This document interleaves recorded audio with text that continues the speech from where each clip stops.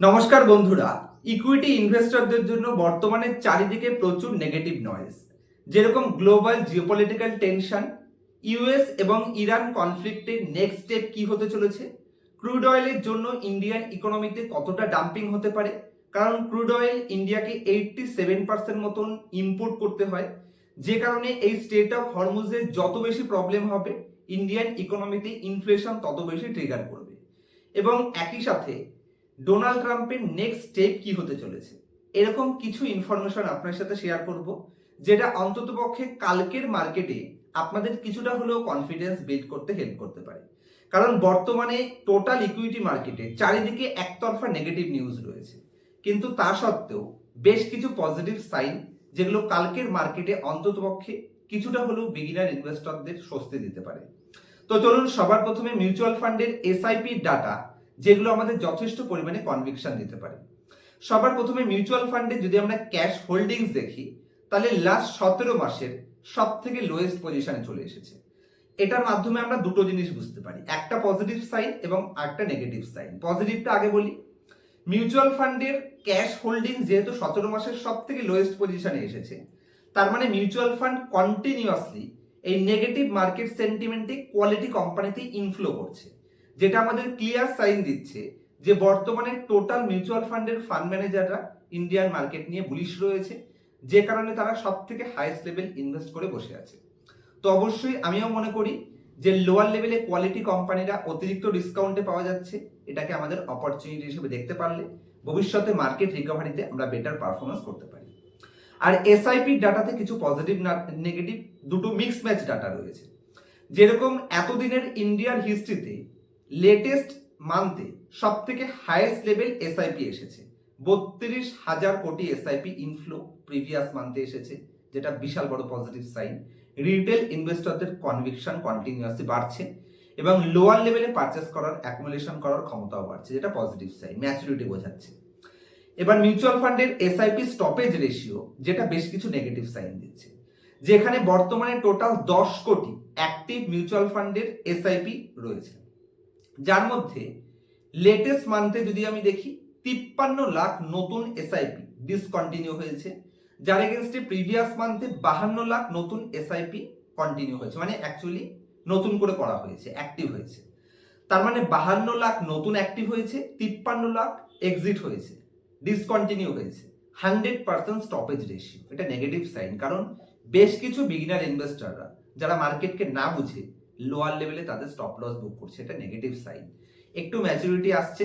আবার অন্যদিকে বেশ কিছু লোকেরা যারা হয়তো 12-15 মাস ধরে ইনভেস্ট করে খারাপ সময়টা পার করেছে, তারা মার্কেট ছেড়ে বেরিয়ে যাচ্ছে, এটা ভুল জিনিস। এই সময়তেই যদি আপনি এসআইপি অ্যামাউন্ট বাড়াতে পারেন, তাহলে আপনি বেশি নাম্বার অফ শেয়ার অ্যাকুমুলেট করতে পারবেন, নাম্বার অফ ইউনিটস আপনি বেশি পাবেন, যেটার বেনিফিট ভবিষ্যতে দেখতে পাবেন। আজকে নেগেটিভ লাগবে, কিন্তু ভবিষ্যতে এটাই বেটার পারফর্ম করাবে। আচ্ছা, ইউএস এবং ইরান কনফ্লিক্টের একটা পজিটিভ নিউজ এসেছে। ইউএস এবং ইরান আবার সেকেন্ড রাউন্ডে তারা শান্তি চুক্তির জন্য বসতে চলেছে বৃহস্পতিবার দিন। এটা যদি ফাইনাল পজিটিভ সাইন হয় আর এটার মধ্যে থেকে কিছু পজিটিভ আউটকাম বেরোয়, সবাই মনে করছে পজিটিভ আউটকাম বেরোবে, যে কারণে টোটাল গ্লোবাল মার্কেটে আজকে আমরা তেজি দেখেছি। অলরেডি গিফট নিফটি এখন 24,000 পার করে বসে আছে, 24,100, মানে 300 পয়েন্টস মতন গিফট নিফটিতে আপট্রেন্ড দেখা যাচ্ছে। কোনো নেগেটিভ নিউজ যদি আজকে রাতের মধ্যে না আসে, তাহলে ডেফিনেটলি কালকে ইন্ডিয়ান ইকুইটি মার্কেট পজিটিভে, মানে গ্যাপ আপ ওপেনিং হবে। আমাদের পোর্টফোলিওতেও ভালো পরিমাণে পজিটিভ সাইন দেখা যেতে পারে।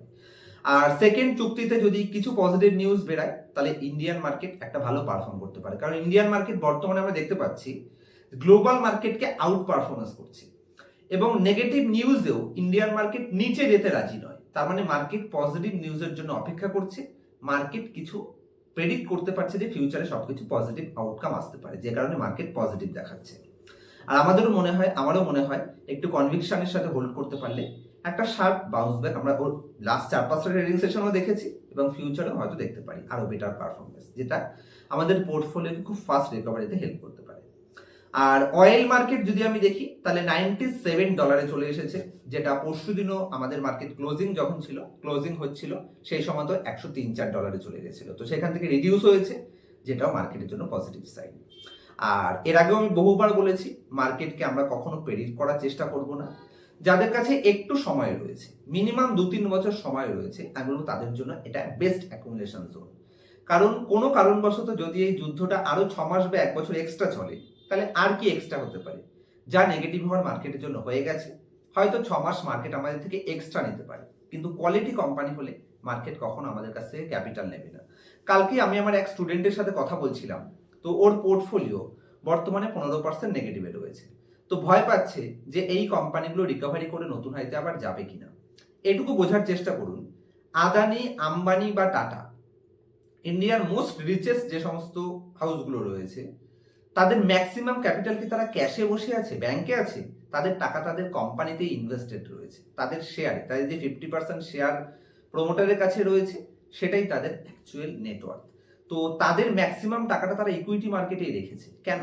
কারণ আলটিমেটলি কোম্পানি যদি আর্নিং গ্রোথ হয়, তাহলে কোম্পানি কন্টিনিউ নতুন হাইতে চলে যাবে, মানে কোম্পানির মার্কেট ক্যাপিটালাইজেশন বৃদ্ধি হবে, যেটাই কোম্পানির নেটওয়ার্থকে ইনক্রিজ করবে। তো আমার মনে হয় যে বর্তমানে ইন্ডিয়া তথা টোটাল গ্লোবাল যত এইচএনআই রয়েছে বা যত সাকসেসফুল প্রমোটাররা রয়েছে, তাদের ক্যাপিটালও তো মার্কেটেই রয়েছে। তারা কি ভয় পেয়ে বিক্রি করছে? না, কারণ তারা একটা জিনিস জানে যে আজকে সেন্টিমেন্ট নেগেটিভ বলে শেয়ার নিচে গেছে, কিন্তু কোম্পানি যদি আর্নিং পটেনশিয়াল থাকে, তাহলে অবশ্যই কোম্পানি উপরে চলে যাবে। তো আমি বলবো নেগেটিভ সেন্টিমেন্টকে নিজের ফলে ইউজ করুন, শুধু দেখুন যে আপনার কোম্পানির আর্নিং গ্রোথের অপরচুনিটি আছে কিনা। যদি আপনার কোম্পানি ভবিষ্যতে আর্নিং গ্রোথ করতে পারে, তাহলে কোনো চিন্তাই নেই, আজ না হোক কাল মার্কেট 6 মাস এক্সট্রা টাইম নিতে পারে, কিন্তু আপনার হার্ড আর্ন মানি নেবে না। আর ডাইভার্সিফিকেশন মেনটেন করুন, সঠিক অ্যালোকেশন মেনটেন করুন, আমার মনে হয় ভয়ের কিছু নেই। ধীরে ধীরে মার্কেট রিকভারিও হবে। হালকা পাতলা নেগেটিভ নিউজ আসলে মার্কেট আবার ডাউনেও যাবে, কারণ মার্কেট একতরফা উপরের দিকেও যেতে পারে না, আবার একতরফা নিচেও যেতে পারে না। যখন মার্কেট ভ্যালুয়েশন সস্তা হয়ে যায়, তখন মার্কেট উপরে যাওয়ার জন্য বাহানা খোঁজে। যখন মার্কেটের এক্সট্রিমলি হাই রিটার্ন প্রোভাইড করে দেয়, তখন মার্কেটের নিচে যাওয়ার জন্য বাহানা খোঁজে। আর এই সমস্ত বিভিন্ন নেগেটিভ নিউজ বা পজিটিভ নিউজকে ফলো করতে গিয়ে রিটেল ইনভেস্টর তাদের কোয়ালিটি কোম্পানিতে স্টপ লস নিয়ে নেয়। এটা সব থেকে বড় ভুল ডিসিশন। কারণ আপনার এবং আমার স্টপ লস হিট করাতে পারলে তবেই সাকসেসফুল লোকেরা বা এইচএনআইরা কোনো কোম্পানি 100 টাকার কোম্পানিটাকে 70 টাকাতে পারচেস করতে পারবে। যে কারণে আমাদের মধ্যে প্যানিক ক্রিয়েট করে লুজার হ্যান্ডের কাছে থেকে শেয়ার বের করে নেওয়ার প্রসেসটাই হচ্ছে স্টপ লস। একটা কোয়ালিটি পোর্টফোলিওতে লং টার্ম ইনভেস্টিংয়ে স্টপ লসের কোনো কাজ নেই। আর স্টপ লস যদি আপনি ফলো করছেন, তাহলে সবসময় মাথায় রাখবেন, যে কোম্পানিটা আপনি 80 টাকাতে বেচে দেবেন, সে কোম্পানি 70 টাকাতে গেলে তখন আপনার মধ্যে আরো বেশি প্যানিক হবে, তখন তো আপনি আর নিতে পারবেন না। যে কারণে মার্কেটের টপ অথবা মার্কেটের বটম ধরার চেষ্টা করবেন না। এই স্টপ লস কনসেপ্ট তৈরি করাই হয়েছে রিটেল ইনভেস্টর বা লুজার হ্যান্ডের কাছে থেকে স্টপ হ্যান্ডের কাছে শেয়ার হোল্ডিং কনভার্ট করে দেওয়ার জন্য। কারণ 100 টাকায় কেনা কোম্পানি যখনই 70 টাকায় আসবে, আপনার স্টপ লস হিট হবে, আর আপনার স্টপ লস হিট হওয়ার জন্য আরো একজনের স্টপ লস ট্রিগার করবে। এরকম করতে করতে কোম্পানি অতিরিক্ত ডিসকাউন্টে চলে যাবে। আর যে কোম্পানি আপনি 70 টাকাতে কিনতে পারেননি, সে কোম্পানি আপনি 60 টাকাতেও কিনতে পারবেন না। যে কারণে বলবো কোয়ালিটি কোম্পানির সাথে থাকুন। একটু যদি ডাউন সাইড হয়েও যায়, তাতে ভয় পাওয়ার কোনো বিষয় নেই, শুধু কোম্পানিটা ভালো কিনা সেটার উপর ফোকাস করুন। কনফিডেন্স রাখুন, ইকুইটি মার্কেট কখনো কাউকে ঠকায় না। যদি আপনি বুঝে করতে পারেন, ডেফিনেটলি মার্কেট আপনাকে যথেষ্ট পরিমাণে আপনার নেটওয়ার্থ এবং আপনার ওয়েলথ ক্রিয়েশনে হেল্প করতে পারে। আর আমি আমার যত পয়সা আজকে আমার কাছে যা কিছু আছে, সবকিছু এই মার্কেট থেকেই কামিয়েছি। তো আমি অন্ততপক্ষে বলতে পারি মার্কেট আমাকে ঠকায়নি। আমি 2017, 18, 19 মার্কেট থেকে কিছু কামাতে পারিনি। 2020-তে বিশাল বড় ড্রডাউন দেখেছি।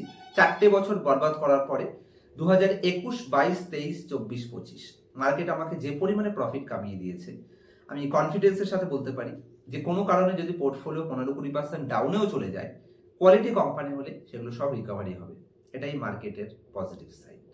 আর কনভিকশন রাখুন, কনফিডেন্স রাখুন, কোয়ালিটি কোম্পানি সিলেকশন করুন, সঠিক অ্যালোকেশন মেনটেন করুন। আশা করছি মার্কেট আমাদের ফলেই কাজ করবে। দেখা হবে নেক্সট ভিডিওতে। কোনো কোশ্চেন থাকলে আপনারা কমেন্ট সেকশনে জানাতে পারেন।